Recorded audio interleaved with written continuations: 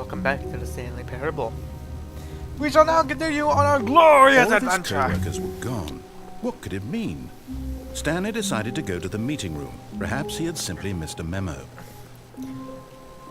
For this brilliant, oh so brilliant adventure.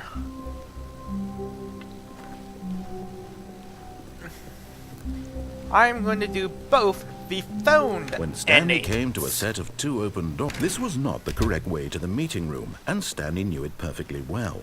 Perhaps he wanted to stop by the employee lounge first, just to admire it. It was okay. I paid for a soda, you dang machine. Ugh. That was a nice chair.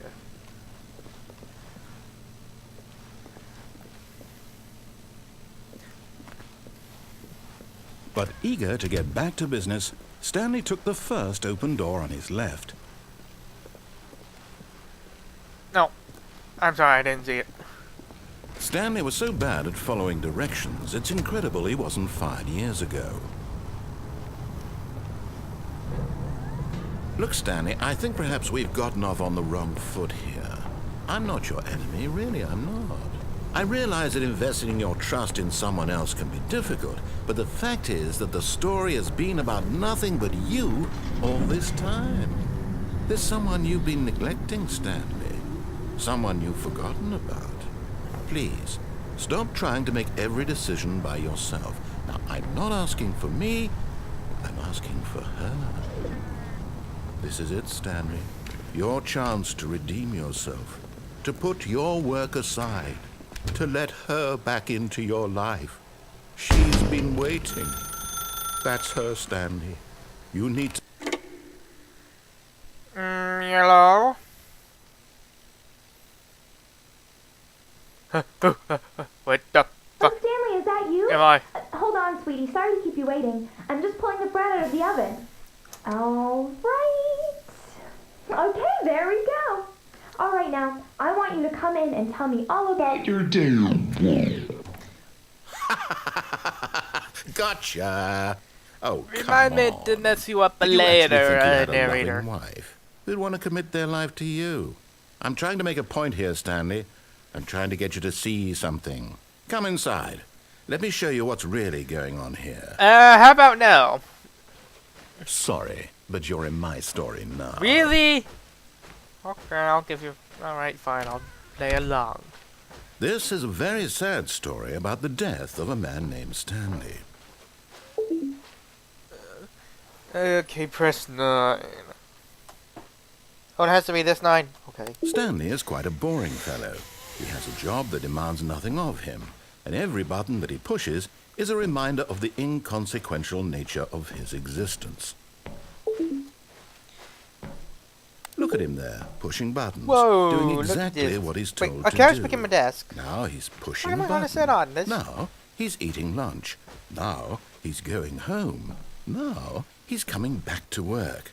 One might even feel sorry for him, except that he's chosen this life. But in his mind, he can go on fantastic adventures. From behind his desk, Stanley dreamed of wild expeditions into the unknown, fantastic discoveries of new lands. It was wonderful, and each day that he returned to work was a reminder that none of it would ever happen to him. And so he began to fantasize Hey, about this his was a own job. desk. First, he imagined that one day while at work, he stepped up from his desk to realize that all of his co-workers, his boss, everyone in the building had suddenly vanished off the face of the earth. The thought excited him terribly. That kind of seems like maybe... sexual? So, he went further. He imagined that he came to two open doors and that he could go through either. At last, choice. It barely even mattered what lay behind each door. The mere thought that his decisions would mean something was almost too wonderful to behold. As he wandered through this fantasy world, he began to fill it with Oh, many great, possible there's poop stains paths on the and ground. destinations. Down one path lay an enormous round room with monitors and mind controls. And down another was a yellow line that weaved in many directions. And down another was a game with a baby. And he called it the Stanley Parable. It was such a wonderful fantasy, and so in his head he relived it again, and then again, and again, over and over, wishing beyond hope that it would never end, that he might always feel this free. Surely there's an answer down some new path, mustn't there be? Perhaps if he played just one more time. But there is no answer. How could there possibly be? In reality, all he's doing is pushing the same buttons he always has. Nothing has changed. The longer he spends here, the more invested he gets, the more he forgets which life is the real one. And I'm trying to tell him this, that in this world he can never be anything but an observer, that as long as he remains here, he's slowly killing himself. But he won't listen to me. He won't stop. Here, watch this. Stanley, the next time the screen asks you to push a button, do not do it. Okay. You see? Can he just not hear me? How can I tell him in a way that he'll understand that every second he remains here, he's electing to kill himself? How can I get him to see what I see? How can I make him look at himself? Question nothing, regret Not everything. in the way I want him to. But I don't make the rules. I simply play to my intended purpose, the same as Stanley. We're not so different, I suppose. I'll try once more to convey all this to him. I'm compelled to. I must. Perhaps, well, maybe this time he'll see. Maybe this time. And I tried again, and Stanley pushed a button. And I tried again, and Stanley pushed a button. And I tried. And he tried again and again and again, and I kept pushing all the buttons. Oh yeah! One more phone ending. Stanley knew the office layout like the back of his hand. It was only a matter of time before he found the others, wherever they were. Just a matter of time. Hey, that's new! When Stanley came to a set of 2 open doors, this was not the correct way to the meeting room, and Stanley knew it perfectly well. Perhaps he wanted to stop by the employee lounge first, just to admire it. It's okay. It was okay.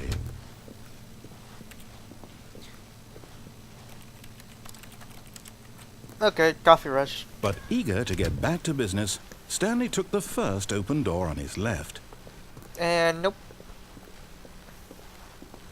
Stanley was so bad at following directions, it's incredible he wasn't fired years ago. Look, Stanley, I think perhaps we've gotten off on the wrong foot here. I'm not your enemy, really, I'm not. I realize that investing your trust in someone else can be difficult, but the fact is that the story has been about nothing but you all this time.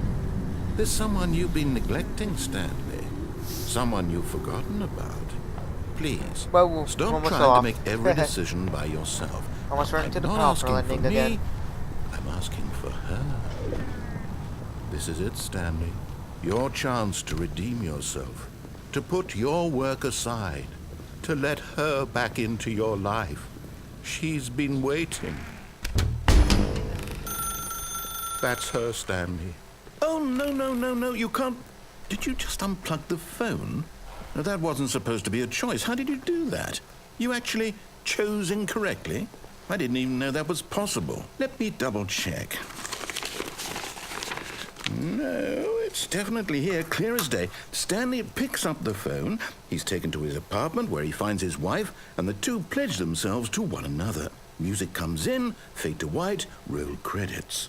Not picking up the phone is actually somehow an incorrect course of action. How is that even possible? None of these decisions were supposed to mean anything. I don't understand. How on earth are you making meaningful choices? What did you... Wait a second. Did I just see... No, that's not possible. I can't believe it. How had I not noticed it sooner? You're not Stanley. You're a real person. I can't believe I was so mistaken. This is why you've been able to make correct and incorrect choices. And to think I've been letting you run around in this game for so long. If you'd made any more wrong choices, you might have negated it entirely. It's as though you completely ignored even the most basic safety protocol for real-world decision-making. Or did you not grasp the severity of the situation? Well, I won't have that kind of risk on my watch. I'm going to stop the game for a moment so we can educate you properly on like safe decision-making in the real world. Please observe this helpful instructional video. But I don't wanna. Choice. It's the best part of being a real person.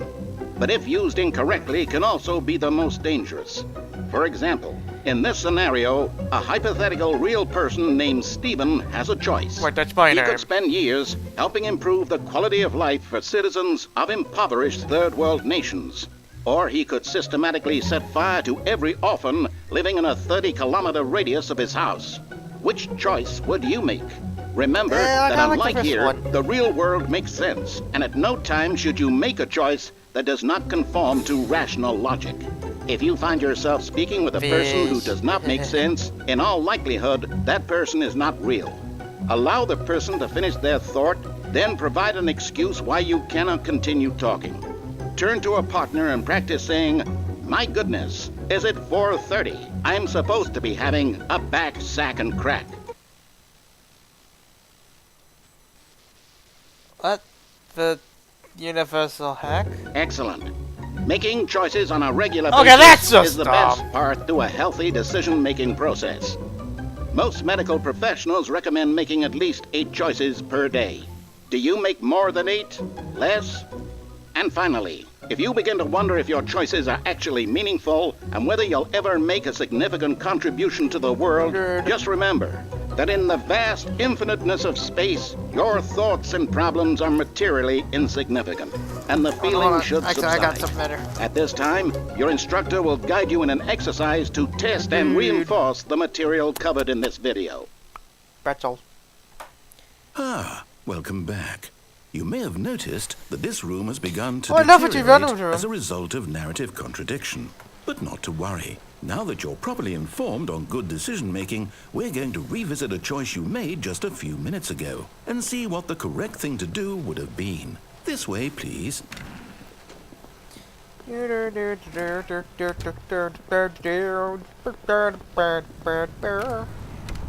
Why is this railing here? Now that we know your choices are meaningful, we can't have you jumping off the platform and dying.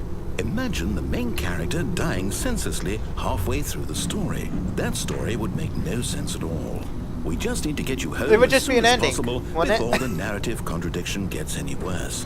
Unfortunately, it seems this place is not well equipped to deal with reality. Yeah.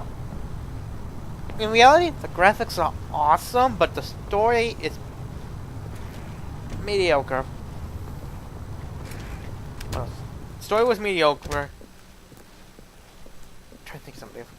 Story was mediocre. Yeah, respawn times were horrible.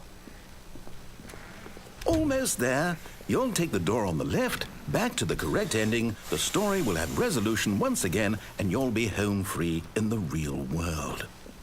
Yada yada yada. You know the joke by now. Now remember, all you need to do is behave exactly as Stanley would. That means choosing And that means responsibly going and always right. putting the story first. I'm quite sure you'll be up to the task. Just follow my lead and you'll be fine. All right. When Stanley came to a set of 2 open doors, he entered the door on his left. No! Why did you do that? Quickly, hurry back in the other direction. Perhaps we're not too late.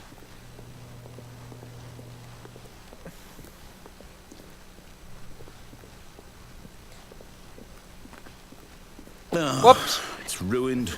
I can't believe, after everything we talked about, that my story, you've destroyed my work. Why? For what?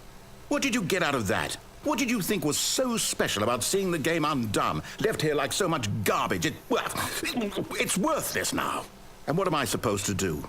Even if there were a way to continue, would it be worth it? To know that my story is now incorrect? How can I go back to that? I can't erase that knowledge. I'll have to live with it reset the forever. game. Reliving its impossibility forever. I couldn't live that way.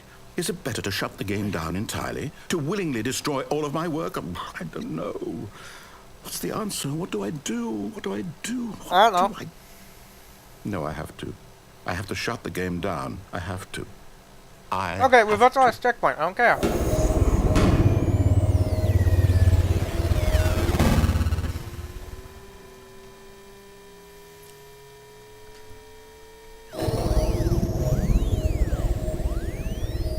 What? Oh, I'm here. I'm still here. Here in this pile of rubbish. With you. You, who thought you were so clever. Now look where we are. My entire game is destroyed. It was the only thing in the world that was mine, and you've run it into the ground. What, did you think that would be funny? You just had to see? Didn't I impress upon you how important it was to be like Stanley? He actually knows how to do what I tell him to. He understands that if I say to do something, there's a damn good reason for it. That thought hadn't even occurred to you, had it? That there's a world outside of you? You're a child. Dude, calm down, man. My story. If you'd just gone through the door on the left, you would have seen it. There was a whole underground facility. You would have destroyed it and been victorious. It would have been so perfect. I worked so hard on it. I tried so hard. Behave exactly as Stanley would. That means choosing responsibly and always putting the story first. I'm quite sure you'll be up to the task. Just follow my lead and you'll be fine. All right.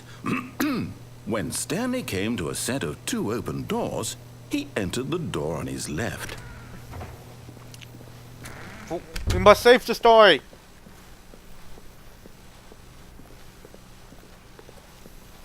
Onward to save the story. There was not a single person here either. Feeling a wave of disbelief, Stanley decided to go up to his boss's office, hoping he might find an answer there. Coming to a staircase, Stanley You're walked making upstairs sure to I his don't boss's take any office. other stupid ways out.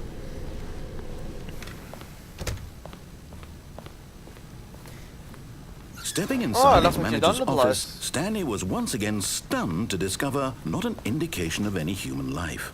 Shocked, unraveled, Stanley wondered in disbelief who orchestrated this, until he saw the door with a voice receiver next to it. Surely behind this door lay all the answers to his questions. And beyond all probability, he knew the passcode. He had seen it on his boss's computer just last week. Night Shark 115. Was this the code to open the door? Would it still work? There was only one way to find out. Stanley had been trained never to speak up, but now he would draw from within himself the courage to face the unknown. He drew a sharp breath and then spoke the code. This is Night Shark 115. Please open the door. The password is Night Shark 115. Stanley spoke the code. Night Shark 115. He spoke it into the receiver, right there on the wall. Night Shark 115. Oh wait, I forgot! This game can't I'm sorry, hear is there me! a problem? You didn't mishear me, did you? Please No. speak the code into the receiver. Otherwise we can't get on with the story. This is a crucial step. Then why don't you add voice recognition? Okay, fine, you're not gonna do it, but you know what? It's pretty humiliating to bring you this far, only for you to suddenly decide you have better things to do. I asked you for this one single thing, for your There's no good respect. books in The here. kind of respect Stanley shows for his choices. He knows what it means to take a story seriously. If you didn't want to see what I had to show you, then why did you come here? You had a choice, you know. You could have gone through the door on the right. You could have done whatever the hell you wanted over there. Why did you come this way? Speak. Say something to me. Explain yourself, you coward. I can't speak in the When game. Stanley came to a set of 2 open doors, he entered the door on his left. Stanley? Hello? Are you... Hey, there's me! Everything okay? Yeah, I'm Stanley, weird. please. I need you to make a choice. I need you to walk through the door.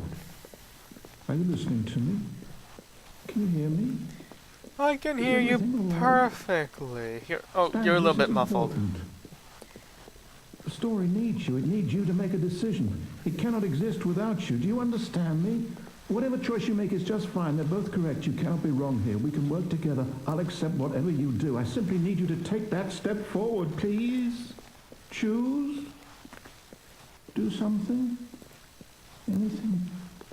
This is more important than you can ever know. I need this. The story needs it. So, you hear me? Are you there? Are you listening to this? Stanley, are you there? Okay. It's okay, I can wait. You need time to decide. Time to make sure your choice is correct. That is the best choice. That's all right. I'll wait for you to decide what's the right thing to do. Take as much time as you need.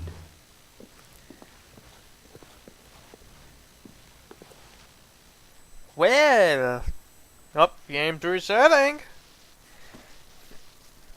Until next time, on Lisa Gamer, Speaker of the Mouth, transmission.